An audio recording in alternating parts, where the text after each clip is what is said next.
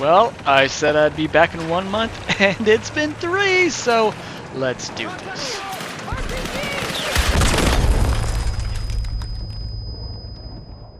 Truth be told, it's probably a good thing that I actually am a little late, because one, I was sick, and two, Battlefield 6 won an award for Best Audio Design in the Game Awards for 2025. So, this also gives me time to reflect on its shortcomings and what it's fixed since then. So my big fear coming into this was going to be more Call of Duty, since they're trying to bring the Call of Duty crowd over to Battlefield, and it wouldn't be Battlefield, and it would be just Battlefield in name. Mostly I have been wrong, and I'm happy about that. That said, Battlefield is a bit of more of a hybrid. It's not straight up Battlefield. It is more like Call of Battlefield at this point. That is not bad though. Actually, I really enjoy it. The movement still does bother me a little bit, but it's learnable, it's adjustable, and I'm getting actually more of a challenge online than I thought I would, and I'm loving that. That said, here we go with the critiques. What is this UI? I'm not exaggerating when I say all of my friends that I've ever played with has always mentioned that they don't like this user interface. Because it sucks! This is what it used to look like, and it still looks the same, but they've added a little bit more. The campaign you can delete so you don't have to have it on your hardware. That's awesome, it saves some space. But that's about the best positive thing I can say about this UI. The UI is very frustrating because you have to go out and then reselect. Basically, to do one task, you have to go through 3 menus. And are they doing this on purpose? I don't know, but they're definitely trying to sell you everything that they can. I get it, it's a company, but it's frustrating, it's insulting, and no one that I know of actually likes the user interface. In fact, they've listened to community feedback, and they've taken the grind, as you can see here, from 300 kills per weapon to now only 30, which is awesome because no one is upset. In fact, everyone gave it praise when it happened. Now, just to prove that I'm not only being facetious, here's a little funny glitch.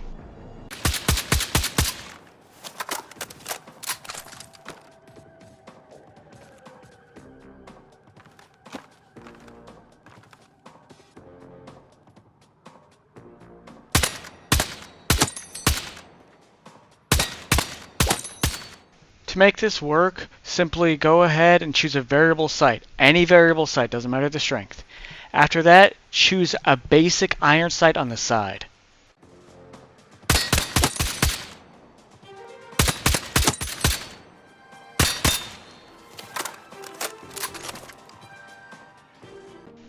I definitely want to say props to whoever decided to actually fire the primer out of the bullets. It's a small detail, but it's a detail most games don't actually have. Here, I'll even show you it's not just the range that does this. It's any weapon you fire. I just fired this bullet. Well done, that's awesome. Love it. Alright, so this is not something that I foresee them fixing, but why is the shooting range so small? Remember in Battlefield 4 and 5 and even Hardline, the testing area was big. Now you actually need to just go on a play server. So what was the point of all of this then, since it's so small? Now here's a great example of something that they did fix, the laser designator. I don't know what caused this glitch, but I'm glad they fixed it.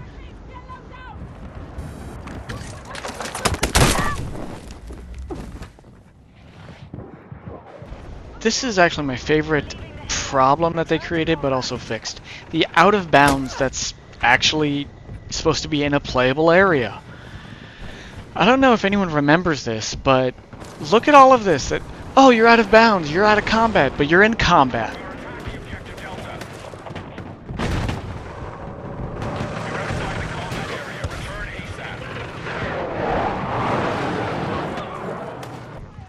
And two other things they fixed. See the display? My team has 0 tickets. They fixed that. And also, the immediate death glitch. I wish people noticed that you can actually see behind you in the glint of the scope sometimes. That reflection is accurate. This has been partially fixed.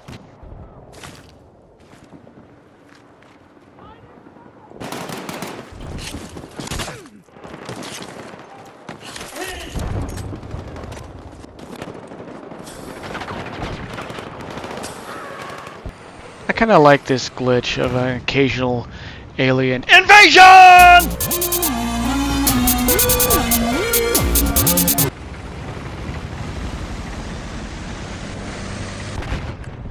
They've fixed a lot of things, to be honest, like, you know, bullet registry, hit registry for assassinations, multiple assassinations, actually.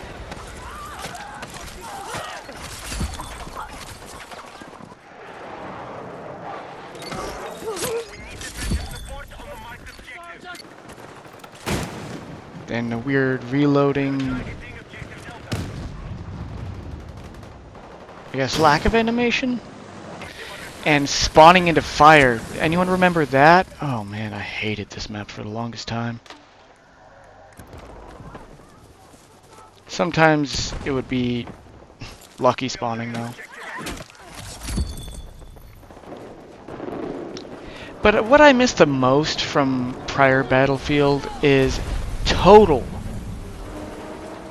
utter destruction.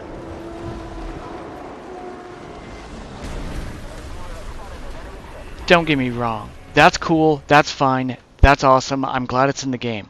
But do you remember in like Siege of Shanghai where the entire buildings would collapse? And here, it's just a wall and a floor. That should have killed me.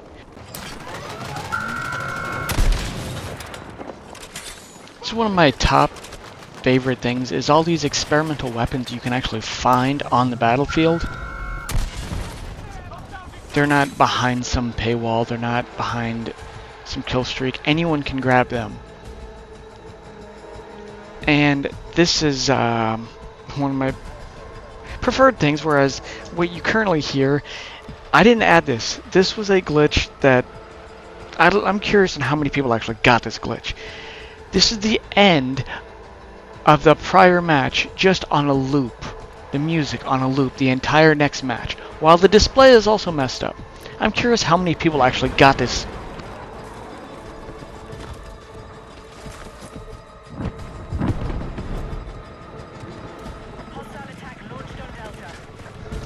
So, taking everything into consideration, at launch I would have said for a Battlefield, it was actually not that bad of a launch. I would have given it a high 6, maybe a low 7. But because of the things they've been fixing, even though there have been some back steps, there's been a lot of forward steps. All in all, I think Battlefield 6 online play is a good 8 out of 10. I could see an argument for 9 out of 10. Because when things are wrong, it's really not that major anymore. It's just annoying. And it used to be game breaking. You guys saw the immediate deaths.